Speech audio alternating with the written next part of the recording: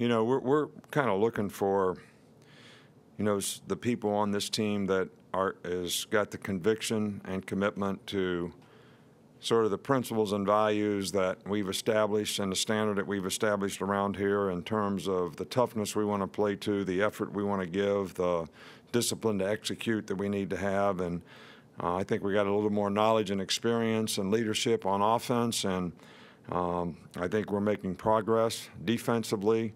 We're looking for players who can play to this standard. And we're talking about intangibles here now. We're not talking about ability. We're talking about guys that will give effort, play with toughness, finish plays, mental and physical toughness when things get difficult, and have the discipline to go out there and execute and do their job and be responsible enough to know what they're supposed to do, how they're supposed to do it, why it's important to do it that way. And if they don't know, come and see their coach so we got a chance to teach them. So,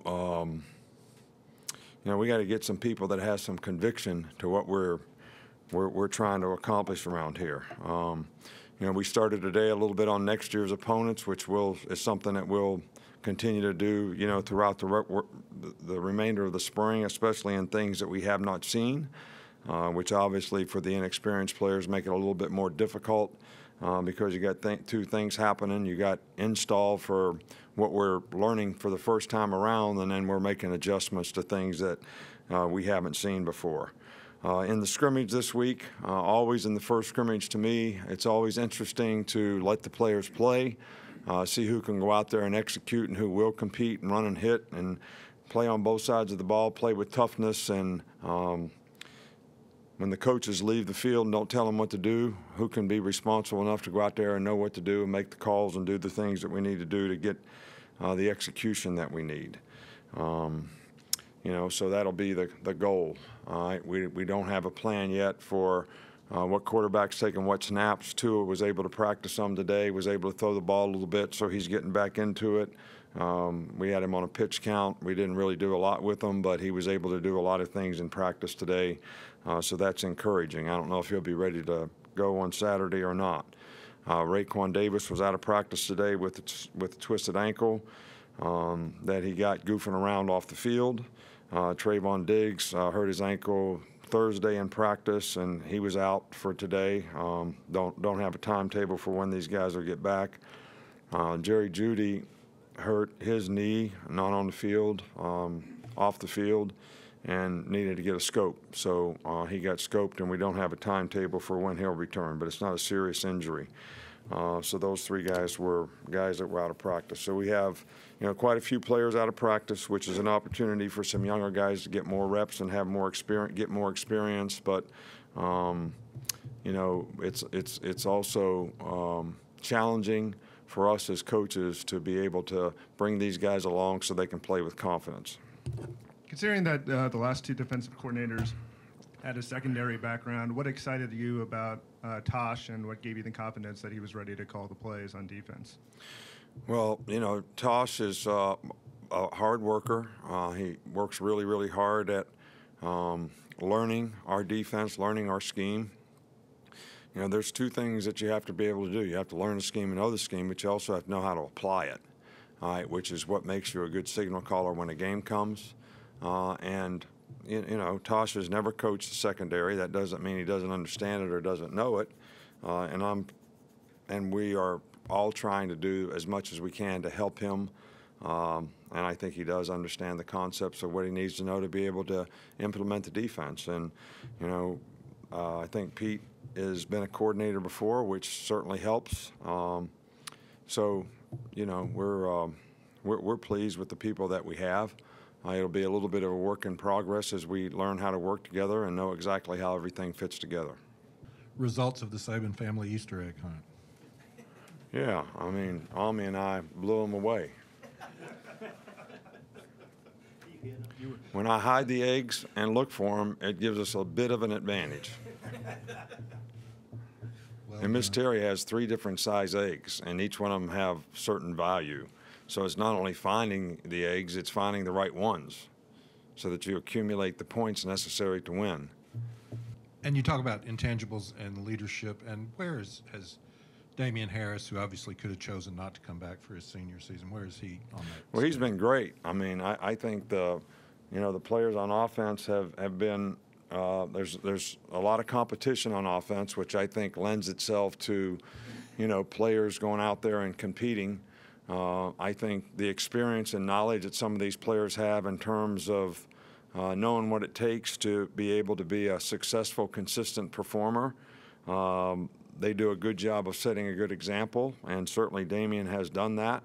He's been really good so far this spring. I've been pleased with that. Guys that make the decision and they make one or two decisions.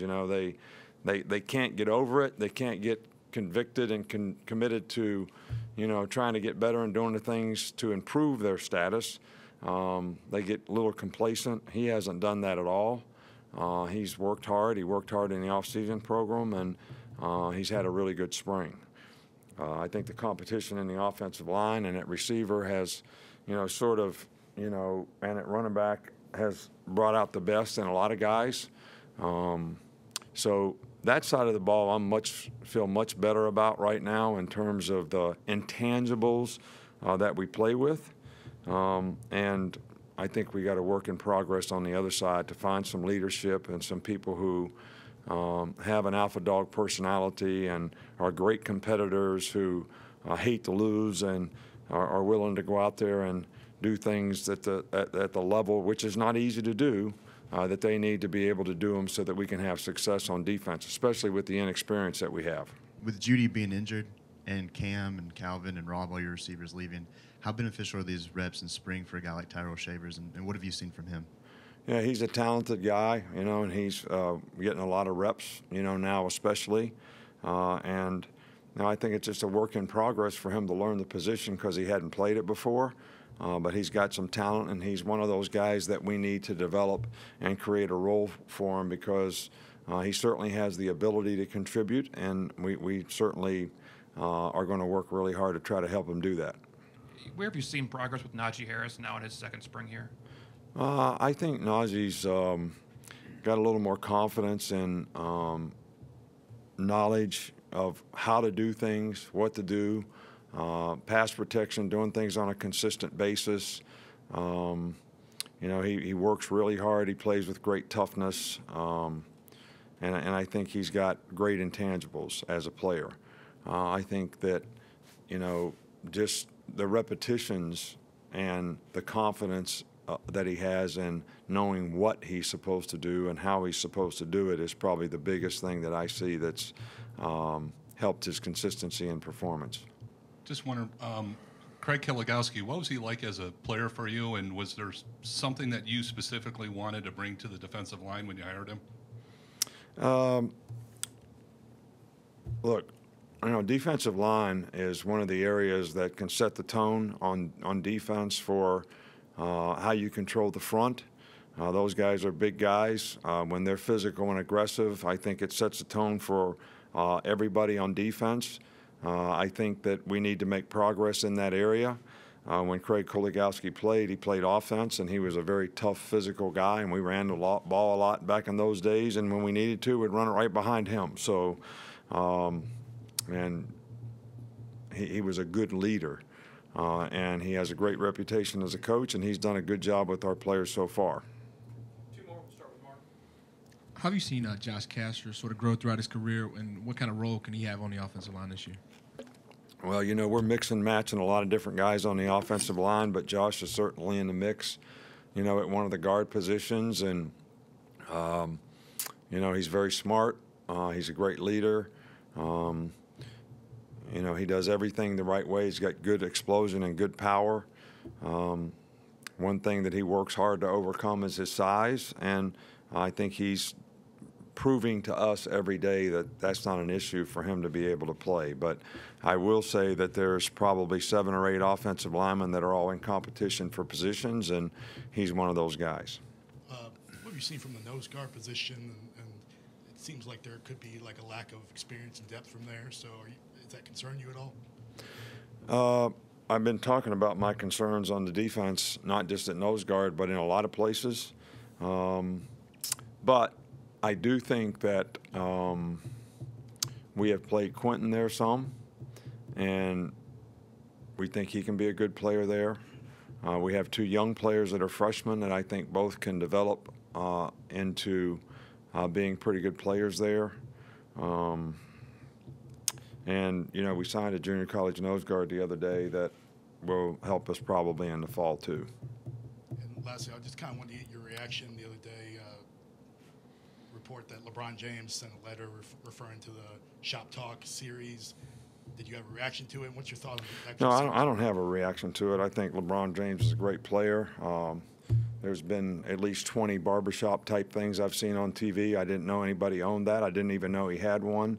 I'm sorry that anybody could be offended by something that we were just having fun with, and I enjoyed it, and we're going to continue to do it.